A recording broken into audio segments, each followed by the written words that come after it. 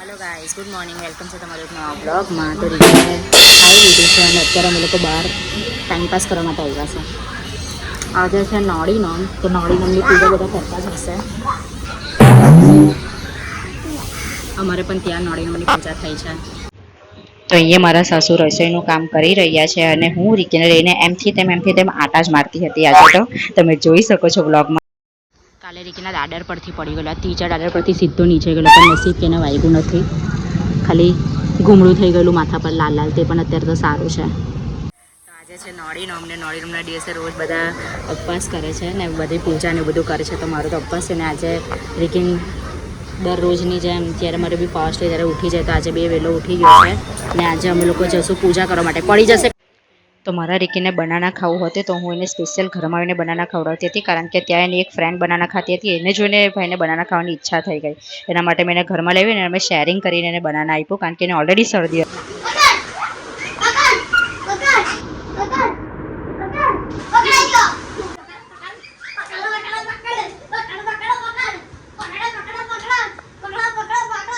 તો આજે કંઈ નહીં, આજે મેં ગોળની રહી છું, મતલબમાં જે આ નોડી નોમ ઉજવવાનું હોય ને તેના ઘરે જમવા જવાનું હોય. તો મારે એકચ્યુઅલી જમવા જવાનું છે. મેં રીકીને તો ખવડાવી દીધું છે.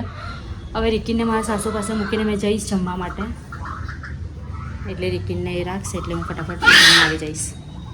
ઉલ્લુ બનાવીને જમવા જવું પડશે મારે, નહીં તો રીકીને જોઈ લેશે ને તો જમવા નહીં દેશે મને. સો ગાઈઝ, અત્યારે કંઈ નહીં, હું પૂજા કરીને આવી ગઈ છું. હવે હું જાઉં છું રેડી થવા માટે. રીકીને આપ્યો છે મારી સાસુ પાસે, કારણ કે એ રાખશે ને તો જ મારીથી બાજુમાં જમવા જવાશે. એના માટે મેં રીકીને આપી આવી છું. હવે હું જાઉં છું ફટાફટ રેડી થવા. તો બ્લોગમાં બની રહેશે, તમને બ્લોગ જોવાની મજા આવે. 5 જ મિનિટમાં ખાલી કપડાં ચેન્જ કરીને રેડી થઈ ગઈ છું. હવે હું જાઉં છું બાજુમાં જમવા માટે. હવે રીકીને તમને કીધું મારી સાસુ પાસે રાખા, તો આજે એમની લીધું છે કે ભાઈ કઈ રીતના એ રાખે છે, જોઈએ આપણે. હવે તો હું જાઉં છું જમવા.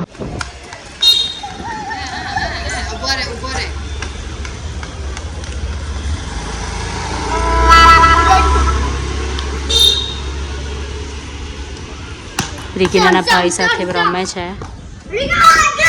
રીકી નીચે ઉતર, નહીં તો કાલે જેમ પાછો પડી જાય. નીચે ઉતર, ધીરેથી ઉતર, બેસીને ઉતર.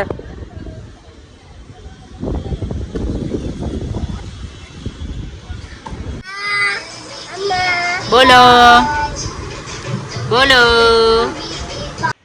તો હું આવી એટલે તો ભાઈ ઉઠી ગયા હતા. તો પછી કંઈ નહીં, એને સાથે લઈને મારું કામ કર્યું. તમે એ જોઈ શકો છો કે એ કંઈ ખાય છે. તો હા, મેં એને મમરા આપેલા હતા. એ મમરા ખાતા ખાતા મને મારું બધું કામ કરવા દીધું.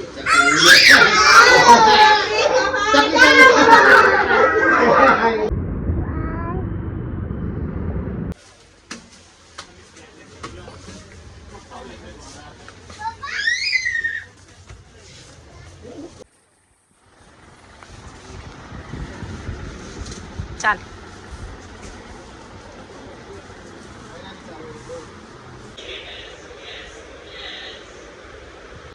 સો ગાઈઝ, આ બ્લોગ હું અહીંયા જ એન્ડ કરું છું. આઈ હોપ કે તમને બ્લોગ જોવાની મજા આવી હશે. તો તમે બ્લોગને લાઈક એન્ડ ચેનલને સબસ્ક્રાઈબ કરી દેજો અને સપોર્ટ કરતા રહેજો. બાય.